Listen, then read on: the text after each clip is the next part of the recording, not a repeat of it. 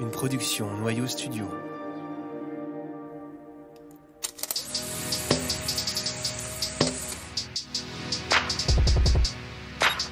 Vous écoutez Vision, un podcast sur la photographie contemporaine.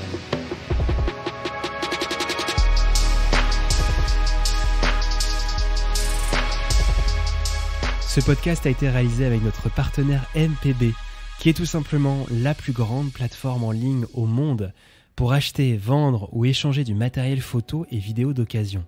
Chaque année, 400 000 appareils photo ou vidéo usagés sont remis en circulation sur le site. En plus, MPB met l'accent sur la durabilité dans l'ensemble de son organisation, de l'emballage du matériel qui est 100% non plastique au don d'articles invendables, en passant par le recyclage bien sûr. Il y a un lien pour tester MPB dans la description de ce podcast et sur notre site. Je vous souhaite une très bonne écoute.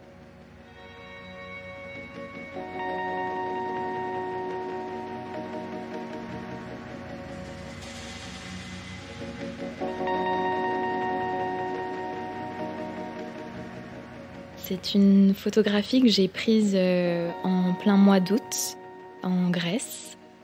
C'est une image assez abstraite.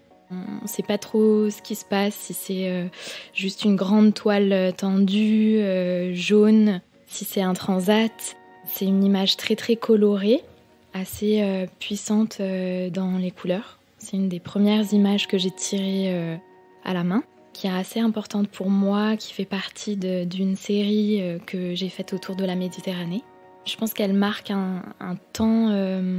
il y a vraiment avant et après cette image en termes de couleur, de travail justement de cette couleur par le print. Et vraiment en termes de teinte, de contraste, c'est vraiment une image qui représente, je trouve, assez bien tout ce que je fais. Je fais souvent des images très solaires, colorées. Du coup, voilà, je trouve qu'elle c'est une bonne porte d'entrée qui représente mon travail en général et ce que je fais aujourd'hui.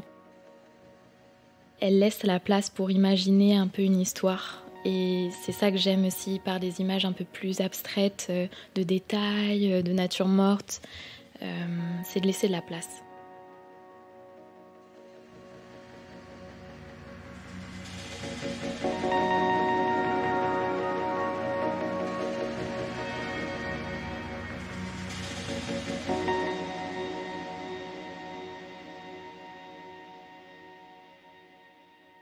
Je suis Sarah Balader, je suis photographe. J'ai grandi dans un village en Isère. J'ai eu la chance d'avoir des parents assez sensibles, curieux et ouverts, qui m'ont permis, je pense, assez jeune de m'intéresser à plein de choses, malgré le fait qu'on soit dans un petit village et que parfois, on puisse imaginer qu'on n'a pas forcément accès à beaucoup de musées, d'art.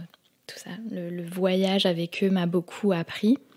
Donc je suis l'aînée d'une famille nombreuse. Il y a toujours eu beaucoup d'animation à la maison. J'ai été du coup dans un collège catholique. J'étais une enfant assez timide, assez sage. Et à mes 12 ans, donc à la naissance de ma sœur, j'ai d'un coup eu l'envie de filmer tout mon quotidien, tout le temps. En fait, mon père avait acheté à ce moment-là une caméra. Je me suis rendu compte, à ce moment-là, vraiment, j'ai eu un déclic et l'importance de la mémoire est vraiment arrivée.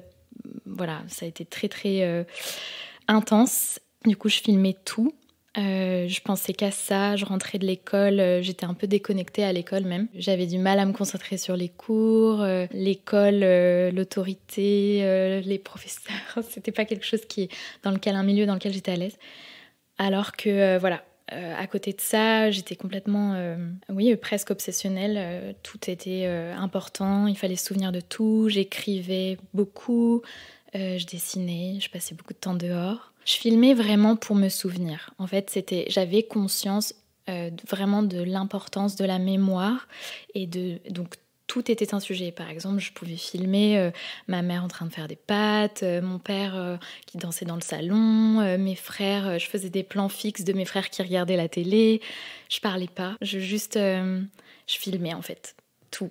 Et ma sœur, il y a eu pas mal de moments aussi où je l'ai mise en scène. C'était presque un jeu entre nous. On avait 12 ans d'écart, donc je la gardais beaucoup. Donc c'était aussi une occupation. C'est vraiment devenu presque un langage. Arrivée du coup au lycée, pareil, je quitte du coup le collège catholique, je vais dans un lycée public.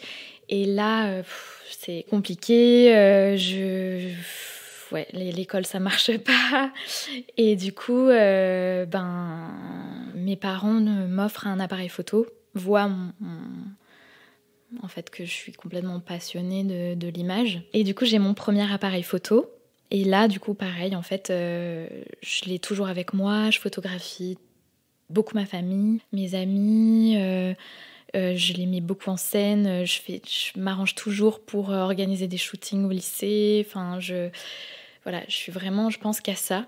Je fais partie d'un club photo au lycée, créé par mon professeur de SVT, qui du coup reçoit mon père en réunion parents-professeurs, et qui lui dit il va falloir faire sûrement orienter, enfin que Sarah s'oriente dans une pratique artistique, enfin un bac scientifique, ça ira pas. Au final, je fais quand même un bac scientifique, mais que j'ai vraiment râlé pas crête, vraiment tout juste. Et suite à ça, en fait, mes parents m'encouragent à faire une école d'art. Au final, on trouve une formation qui se trouve à Montpellier. C'est une formation qui ressemble un peu à un BTS, c'est un cycle professionnel, donc qui n'est pas reconnu par l'État. Mais du coup, qui offre une formation plus technique qu'artistique. Après l'école, donc je réussis à terminer quand même jusqu'au bout. J'ai un peu confiance en moi à ce moment-là, en tant que étudiante qui fait une petite formation de photo. J'ai le prix du jury et j'ai la chance quand même d'avoir un professeur, David Brunel, qui m'encourage à essayer d'explorer et de faire des images un peu plus artistiques et d'être moins dans une technique. Il m'emmène à l'école d'Arles pour que j'accède à la bibliothèque et que j'ai des références de photographes. Donc c'est aussi un professeur qui est quand même très important pour moi.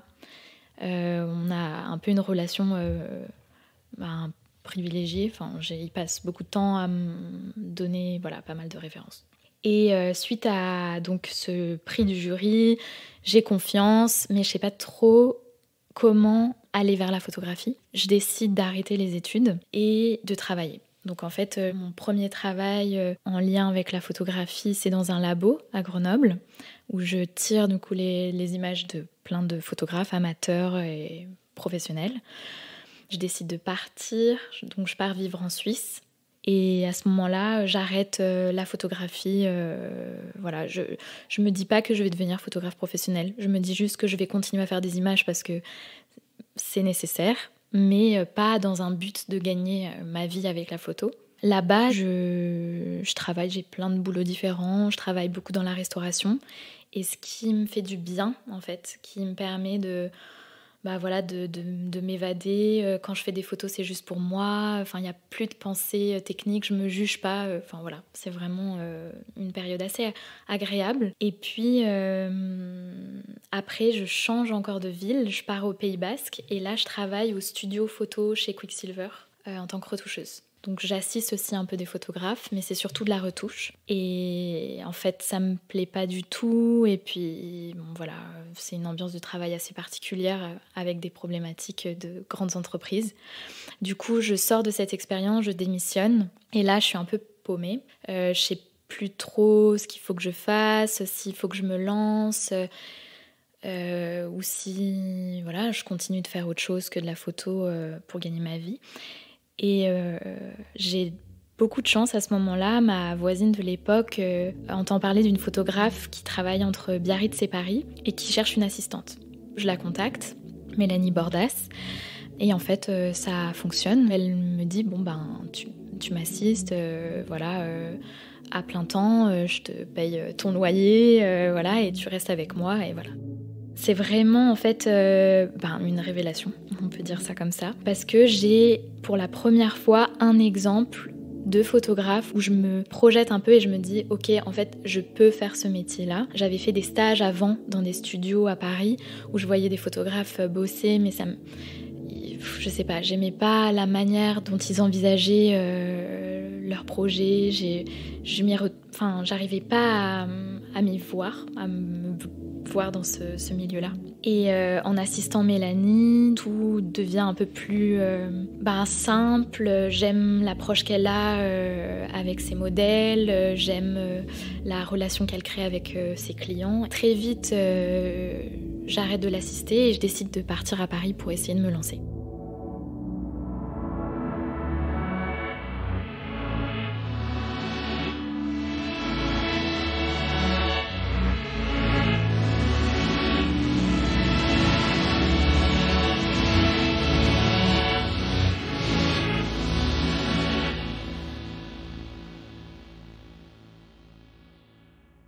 L'importance de la mémoire si jeune, elle n'est pas arrivée par hasard.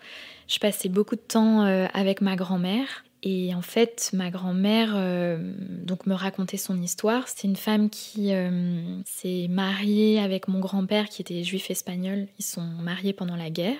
Donc il a été naturalisé français pendant la guerre. Donc ils ont dû se cacher. Ils ont une histoire assez... avec beaucoup de choses à dire, beaucoup de choses à raconter.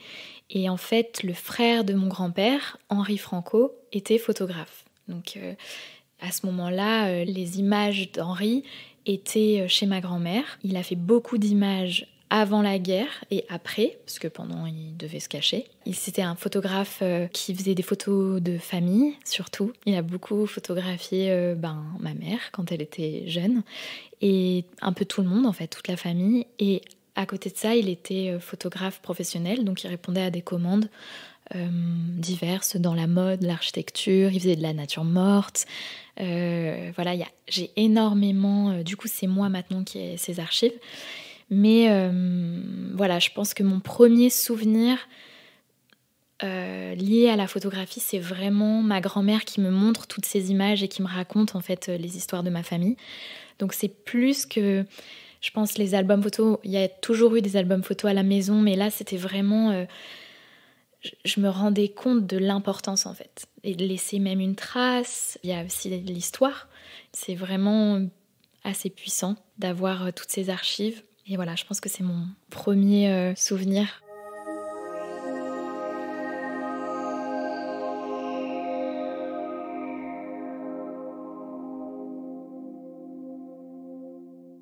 Je crois que ma première vraiment grosse influence a été le travail de Salimane.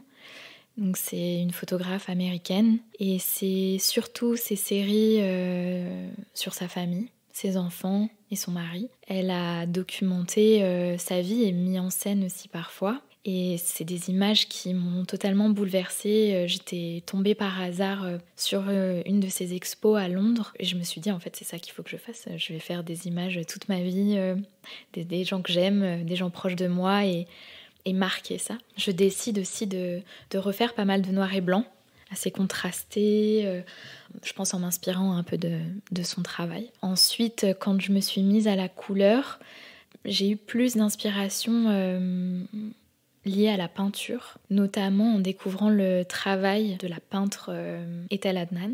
Quand j'ai découvert son travail, ça a été vraiment pareil, un choc. Alors, elle était professeure de philosophie, poétesse et peintre. Et du coup, elle a beaucoup écrit. Et donc, il y a son travail de peinture extrêmement coloré, vif, qui m'a beaucoup inspirée, mais aussi, surtout, ses mots, finalement. Comme elle parlait, en fait, de sa démarche artistique, de sa vie. Je suis d'ailleurs toujours très inspirée par l'idée de prendre son temps. C'est une femme qui a travaillé jusqu'à ses 91 ans. Pour moi, c'est des exemples qui sont très rassurants, en fait, des femmes artistes qui durent, qui continuent de travailler malgré la vieillesse.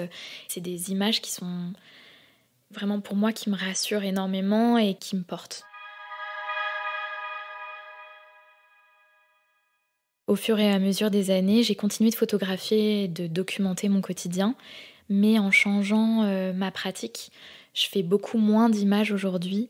Je fais des images qui sont très colorées, souvent lumière de midi ou lumière de fin de journée, mais très contrastée.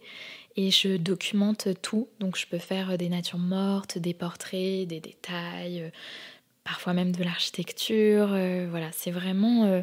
je me focalise pas sur un domaine, c'est juste ce qui me touche, je le photographie. Et j'ai souvent mon appareil avec moi, et voilà, c'est vraiment de la photographie un peu instinctive. Quand j'ai commencé à faire des images en argentique, du coup, j'ai vraiment beaucoup moins photographié. Forcément, je me concentrais plus sur ce que j'avais devant moi, regarder mon écran aussi. Donc, ça a changé aussi ma manière de photographier. Et j'ai eu un vrai déclic l'année dernière, quand j'ai commencé à faire du tirage. En fait, ça a changé vraiment mon rapport à la photo.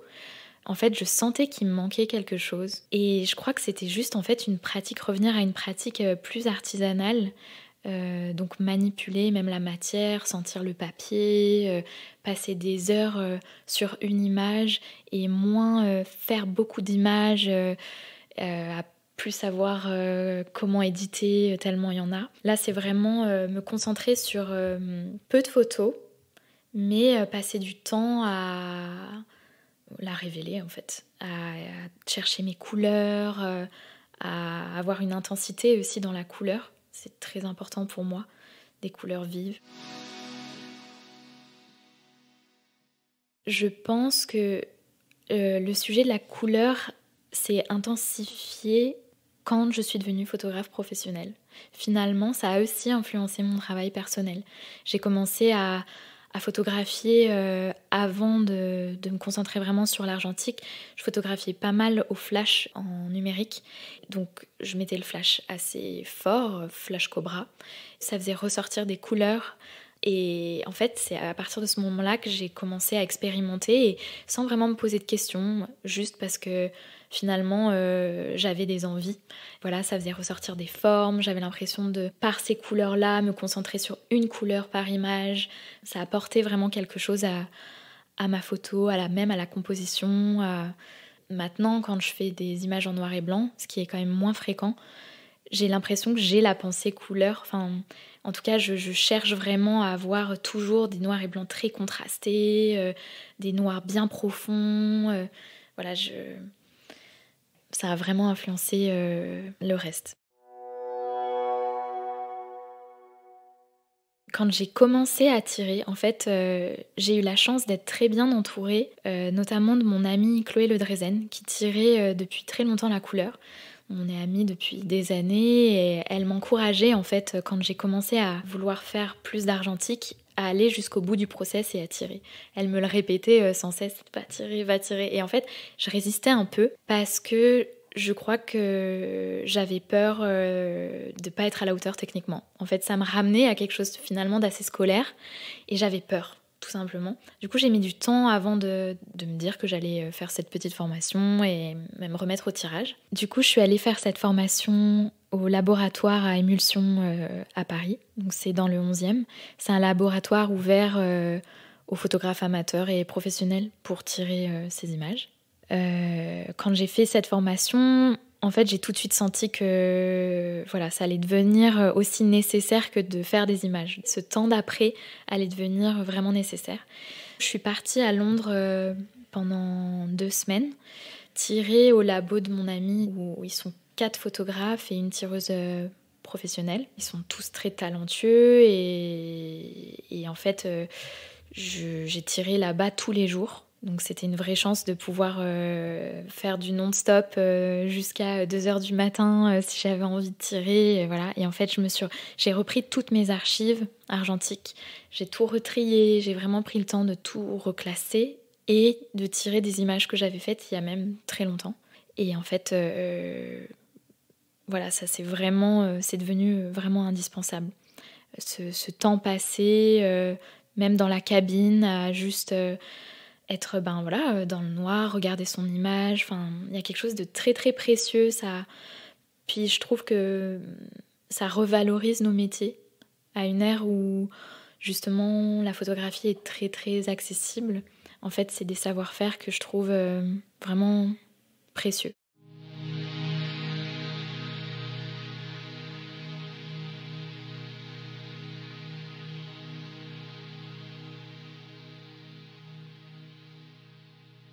Alors en ce moment, c'est vrai qu'il y a une tendance avec des couleurs assez chaudes quand on tire. Moi, au final, j'avais envie d'expérimenter un peu dans tous les sens. Donc je me suis sentie complètement libre à partir du moment où j'avais quand même assez de bases techniques pour pouvoir tirer une photo assez correctement équilibrée, bien tout. Je me suis sentie libre de me réapproprier en fait cet outil, donc l'agrandisseur, et de me dire bon bah en fait je vais aller plus loin dans mes couleurs. Donc j'ai testé des bleus très puissants, surtout dans ma série donc que j'ai exposée Méditerranée, il y a des jaunes qui ressortent très fort, des bleus, des rouges aussi.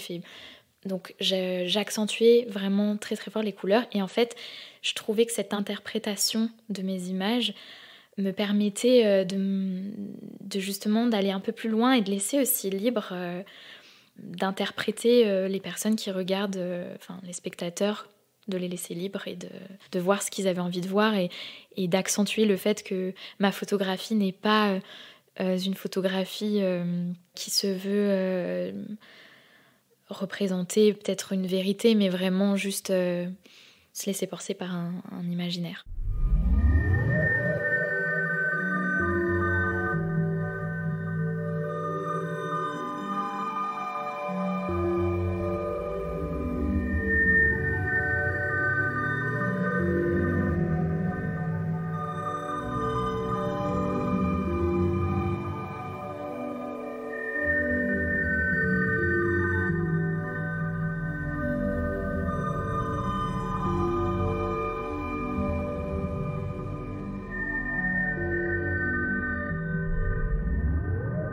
L'été dernier, je me suis concentrée sur une série donc autour de la Méditerranée et j'ai tiré des images que j'ai prises à Marseille, notamment une image qui est assez puissante, qui était prise vraiment sur l'instant.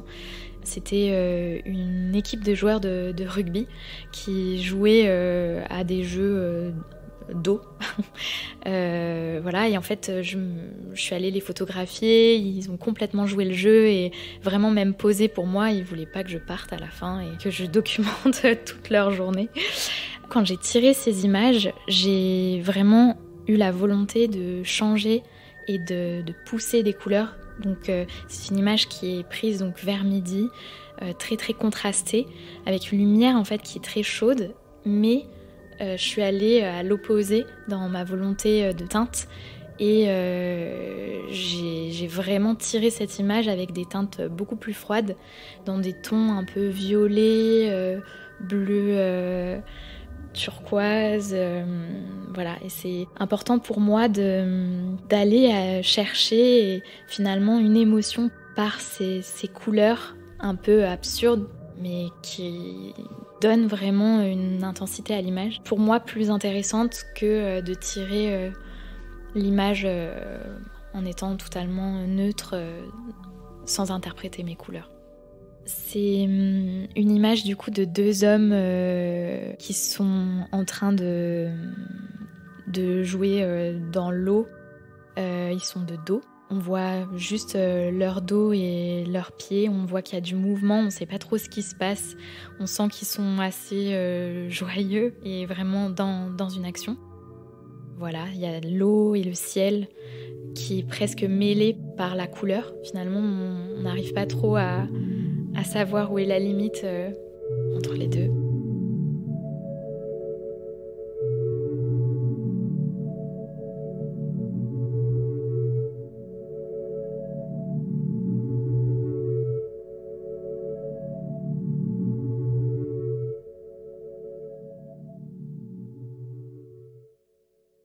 Depuis enfant, je me rends compte que pour mieux voir, j'ai des techniques un peu pour me concentrer et j'utilise énormément la musique. Il y a toujours eu de la musique de toute façon à la maison, elle est très très importante pour moi dans ma vie Et en fait, au fil des années, la musique m'a permis de m'évader, mais aussi de mieux voir par l'état de concentration dans lequel elle me mettait. Quand plus tard, je suis allée faire une résidence artistique à La Chapelle Saint-Antoine, sur l'île de Naxos, en Grèce.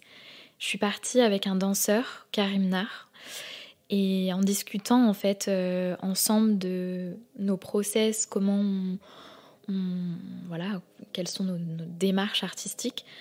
En fait, il a mis un mot, un nom, sur ce que je faisais et cet état de concentration que j'essayais de rechercher. Il m'expliquait que lui, c'était pareil et que c'est assez commun en danse d'essayer de trouver en fait cet état-là, qui lui m'expliquait que c'était juste un peu avant la transe finalement, parce que c'est un état de concentration qui permet aussi de se sentir, de lâcher un peu prise et de se sentir plus réceptif à ce qui nous entoure. Donc moi c'est visuel, mais pour d'autres personnes ça peut être, je sais pas, je sais que j'ai une amie illustratrice qui va par exemple, dans cet état de concentration qu'elle fait depuis très longtemps aussi, va plus dessiner, sentir qu'elle est sur le bon chemin, que tout paraît presque limpide en fait dans la création. Et Karim m'expliquait que pour la danse, quand il accède à ces moments-là, cette concentration-là, il a l'impression que tout ce qu'il va faire instinctivement va marcher. Donc c'est assez agréable de ressentir ça. Et la musique m'aide du coup à trouver donc, cet état de flow. Donc ça, voilà, c'est ça le nom. Et quand j'étais plus jeune, je le faisais par la musique, mais aussi je me souviens me concentrer dans la nature en fait. Autour de moi, regarder plus longtemps une feuille, regarder des rayons, regarder la lumière comme elle tombait. Et en fait, ça me mettait dans voilà, cette espèce de lâcher prise, concentration lâcher prise, qui me permettait d'être plus créative. Quand on s'entraîne, on devient un peu plus vite performant. Ça me fait beaucoup penser aussi à la méditation. Plus on va méditer, plus on s'entraîne, plus ça va être facile de lâcher prise et d'accéder plus facilement à un état plus serein. Pour moi, cette concentration-là, c'est pareil. C'est en fait, j'ai envie de dire, des années et des années d'entraînement, dans le sens où, voilà, en fait, j'étais à l'école, je passais aussi beaucoup de temps à pas écouter donc, les professeurs et à rêver, à regarder par la fenêtre, à me concentrer, en fait, à me déconnecter de ce que je vivais aussi dans voilà, un instant T, à ne plus penser en fait à toutes les choses qui peuvent nous polluer, par exemple dans la rue, à me concentrer pour que je puisse être un peu plus focalisée sur mes ressentis, ce que je ressens, mes émotions, plus que regarder vraiment ce qui se passe autour de moi d'un point de vue plus rationnel, j'ai envie de dire.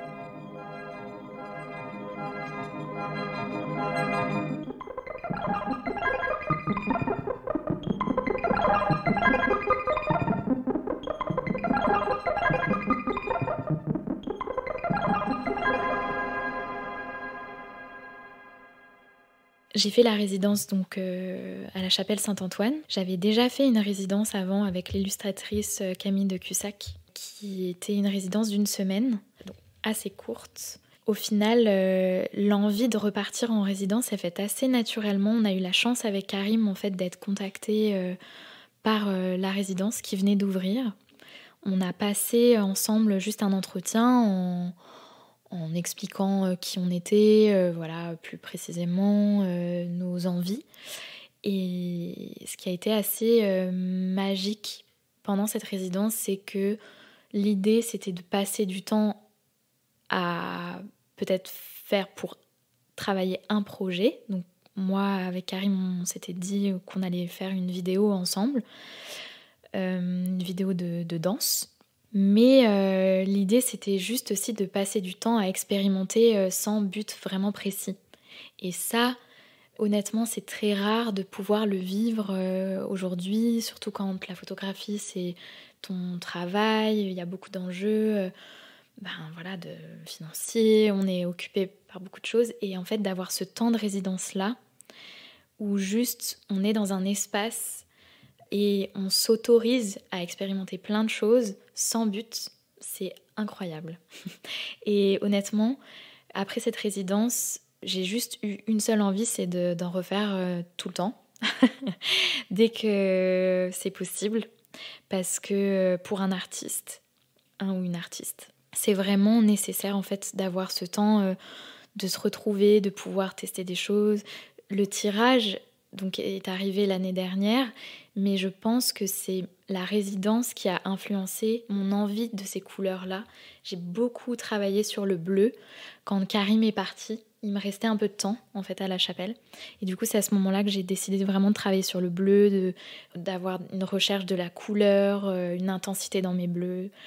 Et en fait, c'est ce temps-là qui permet voilà, de lâcher prise et d'échanger avec d'autres artistes, de déculpabiliser du temps long de la recherche, de se dire qu'on a le droit en fait, de passer des heures à juste faire des photos sans but. Ça, pour moi, c'était très important de retrouver ça. En fait, des choses qu'on faisait naturellement, en tout cas que je faisais naturellement quand j'étais plus jeune, et après qu'on perd un peu par nos responsabilités. Et la résidence offre ça, à nouveau.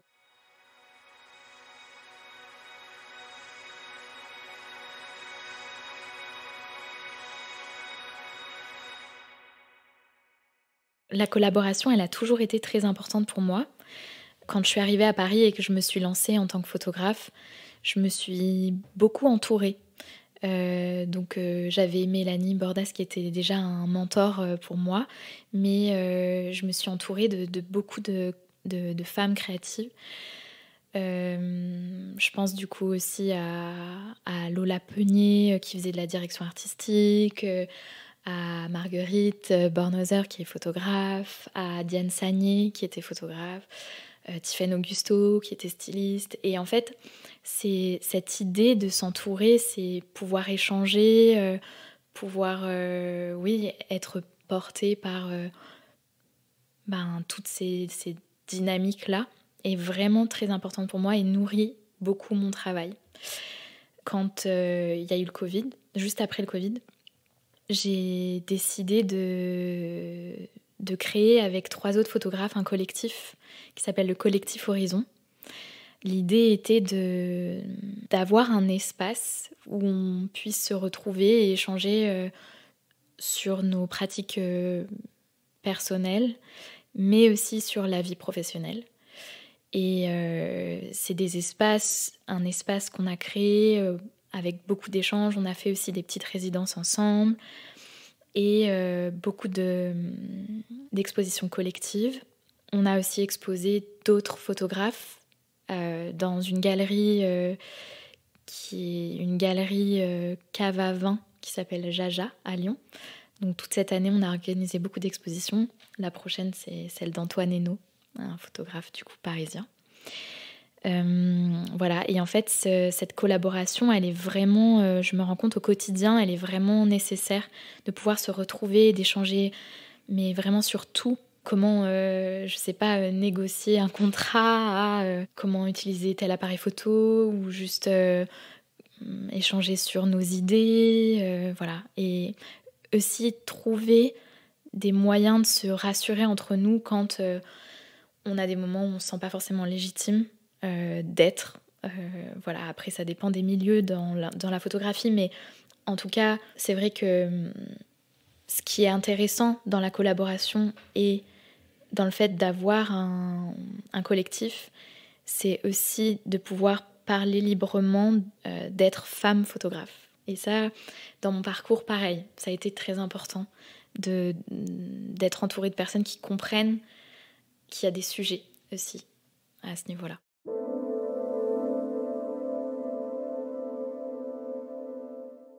Quand je me suis lancée en tant que photographe à Paris pour vraiment gagner ma vie avec la photographie, j'ai eu la chance d'être donc mise en avant par le média Combini, donc qui lançait une plateforme à ce moment-là, qui était la plateforme Cheese. C'était des courtes vidéos où on devait présenter notre travail.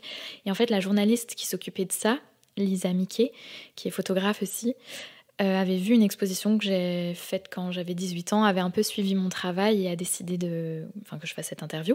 Et en fait, suite à ça, ça m'a donné une crédibilité aux yeux de clients. Mes premiers clients, en fait, m'ont contacté grâce à cette vidéo-là. En fait, je me suis rendu compte assez rapidement que le plus dur pour moi de travailler dans ce milieu, c'était pas faire les images, c'était trouver sa légitimité sur un plateau, face à des équipes, des clients, savoir comment l'idée, le faire de sa propre façon, sans forcément vouloir reproduire ce que j'avais vu. Donc voilà, c'était vraiment des enjeux assez compliqués.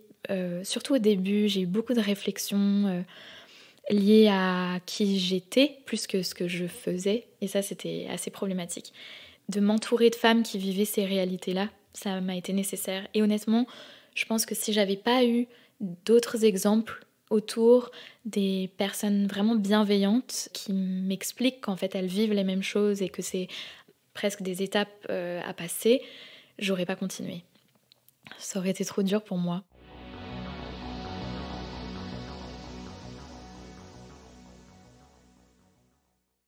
Ma photographie commerciale, elle est vraiment importante aussi pour moi. Elle m'a permis de gagner en confiance et de me sentir légitime de dire que j'étais photographe aussi. Ça peut paraître un peu bête, mais en soi, quand je me suis lancée et que je faisais juste mes photos personnelles, de dire et de clamer haut et fort que j'étais photographe me paraissait impossible. Et quand j'ai eu mes premières commandes, donc c'est très lié aussi à l'indépendance financière et tout ça, ça m'a permis de me prendre confiance et de me dire qu'en fait c'était tout à fait possible et que voilà, j'étais photographe. Donc pour ça, je suis très très reconnaissante du travail que je fais commercialement. Après, je sens que mon travail commercial est vraiment important, mais si je refais d'autres choses, je sais que la photographie restera de toute façon dans ma vie. C'est pas ce que je priorise. Je me sens photographe, mais je me sens pas. Ce n'est pas une nécessité pour moi, mais plutôt je vois ce travail, ce métier comme un privilège que j'ai en ce moment. Mais si je l'ai plus, c'est pas grave. Je gagnerai ma vie autrement. Par contre, voilà, la photo, ça c'est un avenir sans photo n'est pas envisageable. Donc je fais vraiment la distinction. Après, pour le travail commercial, j'ai beaucoup évolué assez naturellement dans le milieu de la mode. Et ce qui m'a plu, c'est vraiment me connecter à d'autres créatifs. C'est vraiment ça que j'aime le plus. En fait, l'industrie de la mode, c'est une industrie qui peut être hostile et compliquée, parce qu'il y a des normes. Et pour les personnes qui ne sont pas dans ces normes, ça peut être très très violent. Mais en fait, en me confrontant à tous ces jobs dans la mode, j'ai rencontré beaucoup de créatifs qui avaient cette même envie de faire évoluer tout ça. Et du coup, c'est très très challengeant de pouvoir se dire en fait, je suis dans un métier d'image qui influence. Mes images commerciales vont être vues. Donc il y a presque une idée un peu militante finalement, une volonté d'accompagner des marques établies et des plus jeunes marques à essayer d'aller dans un sens meilleur, plus ouvert, avec plus de représentation. Et voilà, c'est vraiment ce qui me plaît dans ma vie professionnelle et que je trouve vraiment importante, au même titre que, j'ai envie de dire, je sais pas, du reportage ou documenter. Pour moi, là, il faut qu'on se penche sur toutes ces images qu'on a dans les rues, toutes ces pubs qu'on voit de partout, qui sont parfois problématiques. Et je trouve vraiment important d'essayer d'y apporter un regard un peu militant.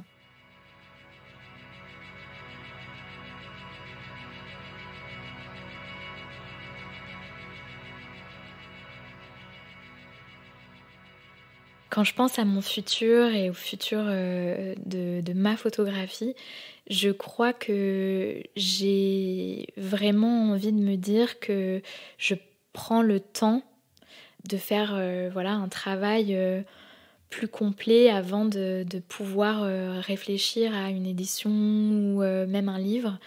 J'aime l'idée, comme je le disais un peu plus tôt, que peut-être que mon travail le plus intéressant sera fait quand j'aurai une soixantaine d'années. Enfin, j'aime l'idée du temps long. Et j'ai l'impression que ma photographie en tout cas, c'est vraiment un moyen, un langage, et que je sens que je peux pas envisager de ne plus en faire. Après, quand je pense au futur de la photographie, en fait, je crois honnêtement, j'essaye de pas trop y penser. Ça m'effraie un petit peu. Je dois avouer que toutes les technologies, toutes ces avancées si rapides m'effraient un peu. Mais ça, c'est quand je pense à peut-être la photographie en termes de travail et de comment gagner sa vie via la photographie. Après, je suis quelqu'un finalement qui est assez dans le présent, qui va pas trop se projeter loin. Et je crois j'aime croire que je continuerai à faire des images, documenter mon quotidien, faire des vidéos, mais des vidéos pas forcément dans un but professionnel, juste des vidéos souvenirs, des moments volés, voilà.